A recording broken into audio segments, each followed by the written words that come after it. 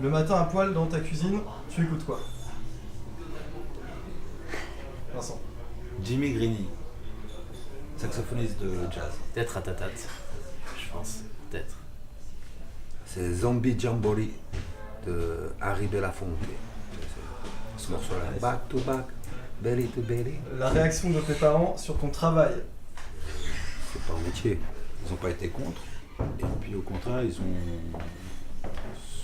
ont fait confiance. Sinon, mes parents me soutiennent assez, et puis maintenant, ils sont plutôt contents, même s'ils savent que c'est un métier artistique, donc il y a des hauts et des bas. Acteur pour Gabriel et musicien pour vous deux, c'était un rêve d'enfance?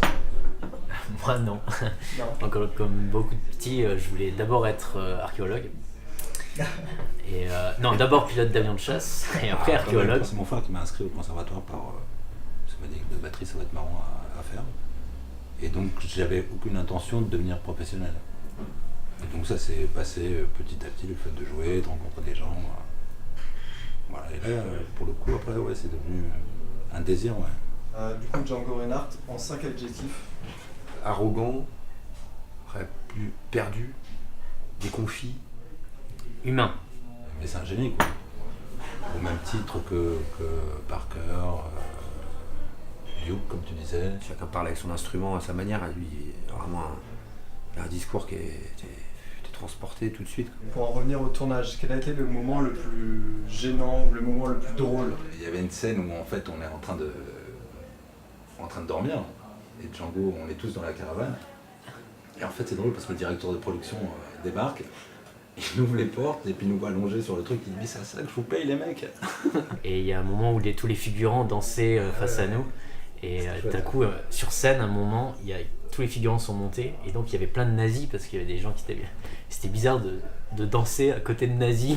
Ça m'a fait assez rire, c'est complètement absurde. Et avec Reda qui joue Django, comment avez-vous travaillé? Et c'est vrai qu'on n'était pas acteurs. Donc j'imagine pour lui, à la fois, ça pouvait être une difficulté, mais il est tellement cool que du coup, il nous a fait confiance. On se voyait avant le tournage, on faisait des répètes de musique et c'était ça le vrai travail quotidien entre nous. Et c'était par la musique et par chacun notre personnalité, ce qu'on amenait sur le tournage. Si t'as la chance de jouer dans un groupe avec 4 pointures, 4 grosses pointures, ça va être beaucoup plus facile de jouer en fait.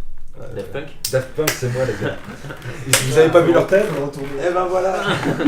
Django Reinhardt, il y a des héritiers de la famille Reinhardt qui étaient en première, qui joue dans le film. Il y a quand même tout un... C'est-à-dire qu'ils sont allés demander quand même l'autorisation aux manouches, sans personne lui dise quoi que ce soit, mais il s'est senti obligé de faire ça avec des membres de la famille, avec des membres de la communauté, par rapport, je veux dire, et un souci d'authenticité, mais aussi un souci de mémoire. Mémoire par rapport à cette personne, par rapport à la communauté.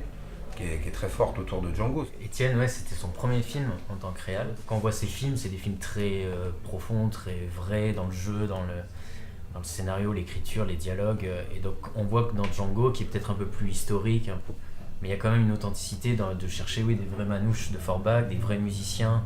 Et puis Etienne, effectivement, enfin moi ce que je trouvais c'était marrant parce qu'il avait un côté justement jazz. Comment il abordait en fait son film, c'est-à-dire que il y avait un côté improvisé mais avec une structure, c'est-à-dire que dans le jazz il y a des structures et on improvise dessus.